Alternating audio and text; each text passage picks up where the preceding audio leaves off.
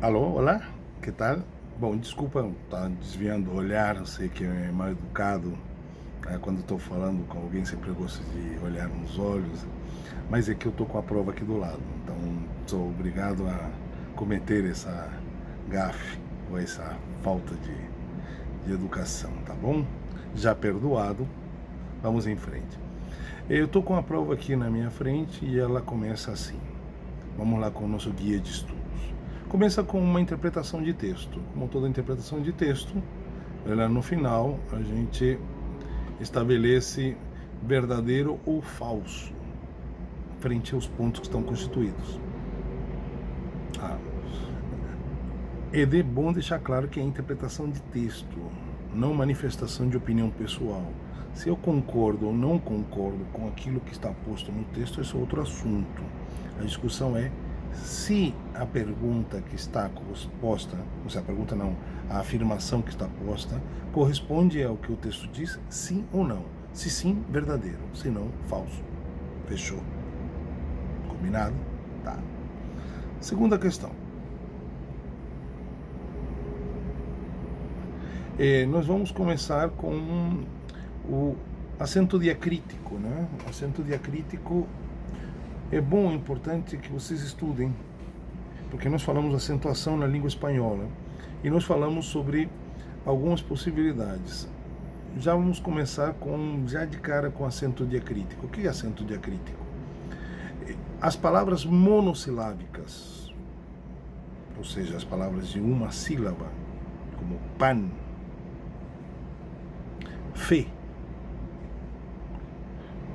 plan e assim por diante, há uma convenção que diz que estas, independente da sua terminação, elas não são acentuadas. Então, palavras monossilábicas, segundo a regra e a norma, não são acentuadas. Porém, toda regra tem uma exceção. Existem algumas palavras que, de fato, podem nos confundir. Também monossilábicas ou não. Então, vamos lá. Essas estruturas que vão se confundir ou não, são chamados de acento diacrítico, ou seja, quando eu tenho duas figuras gramaticais iguais, com sentidos e estruturas diferentes, para diferenciar uma da outra, eu acentuo uma delas. Por isso, dois, diacrítico. Crítico é porque gera uma confusão. Por exemplo, por isso que é um acento diacrítico. Isto posto, tem um capítulo específico para isso. Eu coloquei lá no Moodle uma fichinha para vocês estudarem. Então, nela vocês vão encontrar uma diferença entre te, de pronome, te gusta, te perguntaste hoy, te levantas temprano, te. Do te, chá, que é um substantivo. Te gusta o té? Você gosta do chá? Então, para diferenciar esse chá do pronome te e te, se colocou acento no. Tem o acento também, por exemplo, el pronome e el artículo, o artigo. Portanto, el em espanhol quer dizer o. El, la, los, la, sería o, a, os, as. Entonces, el pronombre, tem acento. Él me preguntó. Él trajo la comida. Él, como sentido de ele, né? Ele trouxe a comida, ele me perguntou. Él. É diferente de dizer el libro, el professor, el cuaderno. Então, no pronome ele é acentuado. Então, o que vai acontecer? Eu vou pegar um desses diacríticos e vou trazer aqui para que vocês diferenciem na frase. Coloquem acento onde tem que colocar. Esse é o exercício 2. Qual diacrítico eu vou usar? Ah, não vou falar não. Aí vocês estudem. Depois nós vamos entender que exercício, deixa eu ver aqui, exercício 1, tá, Minto, esse é o exercício 3. O exercício 2 é colocar acentos num texto. Nós fizemos esse exercício em sala, mas a gente vai retomar isso na revisão da aula. Vocês têm que marcar, registrar. Por exemplo, canción. Se acentua ou não? Então, se aparecer a palavra canción, já lembraram? Sim, se acentua. Por quê? Porque é uma palavra aguda terminada em N. Então, se você vê uma palavra aguda terminada em N como canción e não está acentuado, vocês vão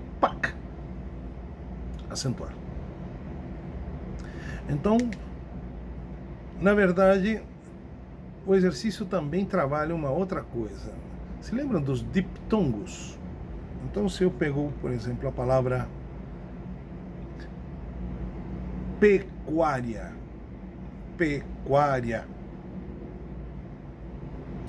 na hora de separar, você viu que tem duas vogais juntas dentro das sílabas? Pecuária. Onde está a tônica? Na penúltima. Então, a palavra grave-eudiana. Então, por exemplo, pecuária, não é pecuária, nem pecuaria, nem pecuariar. Então, se tem duas vogais dentro de uma sílaba tônica, é o que nós chamamos de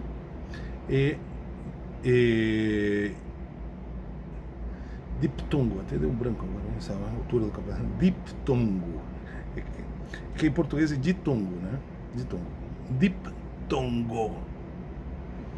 Mas quando essa sílaba forte ela é fragmentada por vogais, por exemplo, astronomia, viu que separaram as vogais? Quando se separam as vogais é um hiato, quando se juntam as vogais dentro da sílaba é um diptongo. Então, vou perguntar sobre diptongos e hiato. Procurem palavras com diptongos e procurem palavras com hiato. Esse é o exercício 2. O 3 já falei, né? Que é do diacrítico, né?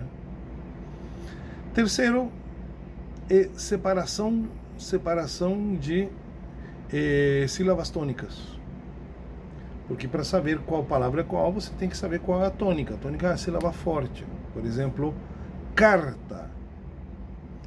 Eu sei que a penúltima sílaba, por que não? Senão seria cartá. E cartá não existe. Cartá, não é. Aí seria a tônica a última. Não é. É a penúltima. É carta.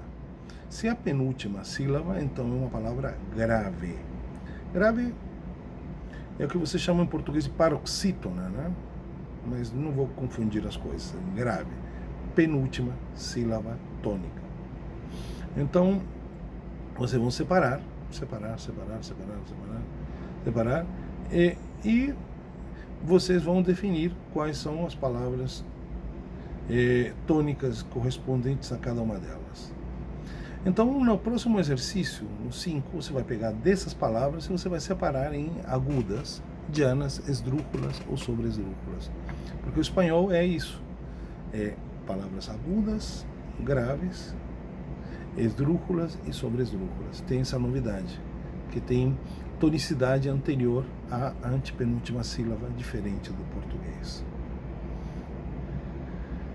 Aí vocês vão pegar, no exercício 6, eu vou ter um texto e vocês vão colocar uma palavra que está sublinhada e vocês vão me dizer que palavra é. Não precisa justificar, é só dizer se é grave, aguda, nada mais do que isso. Na 7 eu vou pedir uma uma formação de frases a partir de palavras. E por último, uma opinião sobre um texto que eu vou colocar. Enfim, essa é a nossa prova. Estudem bastante. Beijos.